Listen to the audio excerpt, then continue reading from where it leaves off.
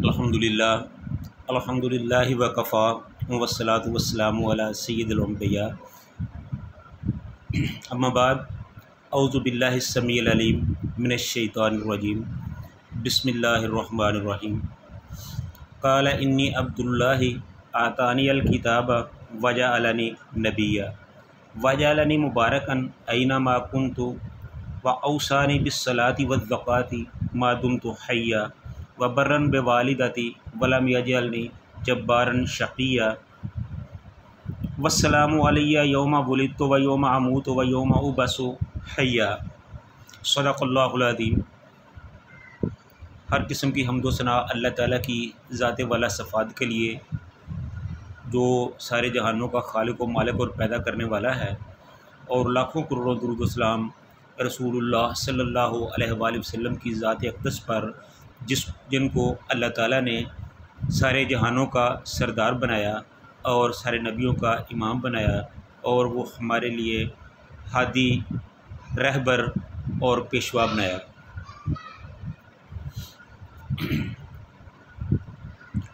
جب حضرت مریم علیہ السلام اپنے بیٹے کو لے کر اپنے گھر کے لیے نکلی تو آگے سے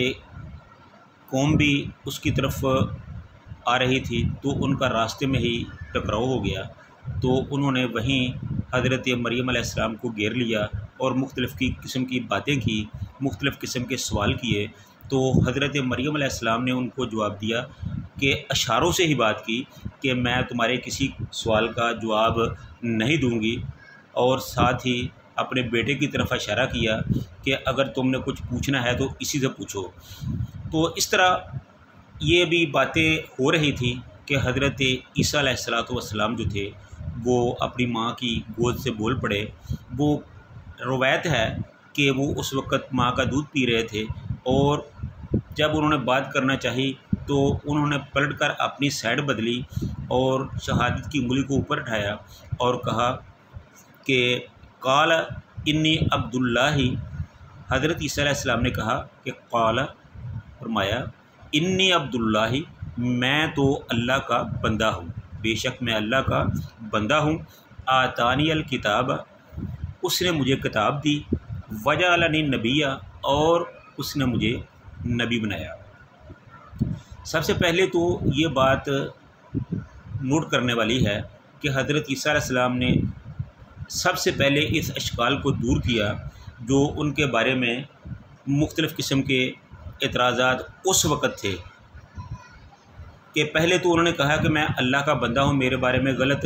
نہ سوچو۔ حضرت مریم علیہ السلام پر جو وہ الزام لگا رہے تھے ان کی نفی کر دی، اور پھر جو اس کے بعد ابھی نصارہ ہے ان کے لیے یہ ایک بہت بڑا پیغام ہے کہ عیسیٰ علیہ السلام نے فرمایا کہ میں اللہ کا بندہ ہوں، میں رب نہیں ہوں، اللہ نہیں ہوں، اللہ کا حصہ نہیں ہوں، کسی طرح بھی اللہ کا جز نہیں ہوں، بلکہ محض اللہ کا بندہ ہوں۔ اور آتانی الکتاب، اور مجھے اس نے کتاب دی ہے، جس طرح ابراہیم علیہ السلام کو صحائف دیے تھے، جس طرح موسیٰ علیہ السلام کو تورات دی تھی، جس طرح داؤد علیہ السلام کو زبور دی تھی، اسی طرح اللہ تعالیٰ نے مجھے انجیل دی ہے۔ یعنی جس طرح دوسرے نبیوں کو اللہ تعالیٰ نے کتابیں دی، اس طرح مجھے بھی اللہ تعالیٰ نے کتاب دی۔ وجعلنی نبیا، اور اس نے مجھے نبی بنایا۔ یعنی جس طرح آدم کو نبی بنایا، جس طرح نوح کو نبی بنایا، جس طرح ابراہیم کو نبی بنایا، جس طرح اسماعیل اور اسحاق کو نبی بنایا، جس طرح یوسف اور یونس کو نبی بنایا، جس طرح یعقوب کو نبی بنایا، جس طرح ہارون علیہ السلام کو نبی بنایا، ایوب علیہ السلام کو نبی بنایا، اس طرح اللہ تعالیٰ نے دوسرے نبیوں کی طرح مجھے بھی اللہ تعالیٰ نے نبی بنایا ہے۔ میں کوئی انوکھی چیز نہیں ہوں، جس طرح میں ایک اللہ کا بندہ ہوں، اور ہمیشہ اللہ تعالیٰ اپنے بندوں کو ہی نبی بناتا ہے، نبوت عطا فرماتا ہے، رسالت دیتا ہے، ان کو کتابیں دیتا ہے۔ تو جس طرح اس سے پہلے اللہ تعالیٰ نے اپنے برگزیدہ لوگوں کو نبوت، رسالت اور کتابیں دی، اس طرح اللہ تعالیٰ نے مجھے بھی کتاب عطا فرمائی اور مجھے بھی نبوت اور رسالت سے نوازا۔ پہلی بات تو حضرت عیسیٰ علیہ السلام نے اس بات کو کلیئر کر دیا، اپنا تعارف کرا دیا۔ پھر فرمایا کہ وجعلنی مبارکن اینما کنت و اوصانی بالصلاۃ والزکوٰۃ ما دمت حیا، اور کہا کہ اللہ تعالیٰ نے مجھے بابرکت بنایا ہے، بڑا ہی مبارک بنایا ہے، میں جہاں بھی ہوں میں برکت والا ہوں، اور میری وجہ سے اس جگہ پر برکتیں ہی برکتیں ہوں گی۔ اس پر بہت سی گفتگو کی جا سکتی ہے، لیکن وقت کی کمی کا باعث ہم اس کو ذرا مختصر سا بیان کرتے ہیں کہ میں جہاں بھی ہوں بہت ہی بابرکت ہوں، برکت والا ہوں۔ وَأَوْصَانِي بِالصَّلَاةِ وَالزَّكَاةِ، اور مجھے اللہ تعالیٰ نے حکم دیا ہے نماز کا اور زکوٰۃ کا، مَا دُمْتُ حَيًّا، اور ہمیشہ کے لیے جب تک میں زندہ ہوں، یعنی کہ یہ حکم کوئی عارضی حکم نہیں بلکہ یہ ایک دائمی حکم ہے۔ نماز اور زکوٰۃ کا حکم ایک دائمی حکم ہے، اور یہ صرف میرے لیے ہی نہیں ہے، یہ مجھ سے پہلے جتنے بھی نبی ہوئے ہیں سب کے لیے تھا۔ حضرت ابراہیم علیہ السلام نے اللہ سے دعا کی کہ اے اللہ میری اولاد کو نماز پر قائم رکھنا، نماز پڑھنے والا بنا، اور اس طرح جب حضرت موسیٰ علیہ السلام کو اللہ تعالیٰ نے نبوت سے سرفراز کیا تو اس وقت موسیٰ علیہ السلام کو بھی باقاعدہ حکم دیا کہ وَأَقِمِ الصَّلَاةَ لِذِكْرِی، کہ تو نماز پڑھ اور میرا ذکر کر۔ تو اس طرح یہ جو نماز کا معاملہ ہے یہ سب نبیوں کے لیے ہے، اس طرح جس طرح سب نبیوں کو حکم دیا اس طرح مجھے بھی حکم دیا گیا ہے کہ نماز اور صلاۃ کا نظام قائم کرو، اور یہ ہمیشہ کے لیے ہے۔ وَبَرًّا بِوَالِدَتِی، اور مجھے اپنی والدہ کے ساتھ نہایت نیک سلوک کرنے والا بنایا ہے، اور میں اپنی والدہ کے ساتھ بہت ہی نیکی کا معاملہ کرنے والا ہوں۔ وَلَمْ يَجْعَلْنِی جَبَّارًا شَقِیًّا، اور مجھے کوئی سخت گیر یا بدبخت یا شقی القلب نہیں بنایا، بلکہ مجھے نہایت نرم خو نیکی کا سلوک کرنے والا بنایا ہے، اور میں اپنی والدہ کے ساتھ بڑا ہی اچھا سلوک کرنے والا ہوں۔ اور اس کے ساتھ انہوں نے صرف اپنی والدہ کا ہی ذکر کیا ہے،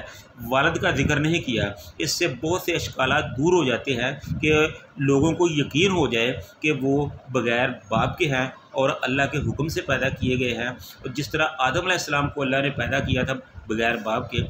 اس طرح حضرت عیسیٰ علیہ السلام کو بھی اللہ تعالیٰ نے بغیر باپ کے پیدا کیا ہے،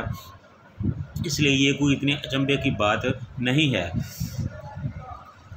وَالسَّلَامُ عَلَيَّ یوم وُلِدتُّ و یوم اموت و یوم ابعث حیٰ، اور اس دن سلامتی ہو جس دن میں پیدا ہوا، اور اس دن پر بھی سلامتی ہو جس دن میں فوت ہوں گا، اور اس دن بھی سلامتی ہو جس دن مجھے دوبارہ زندہ کر کے اٹھایا جائے گا۔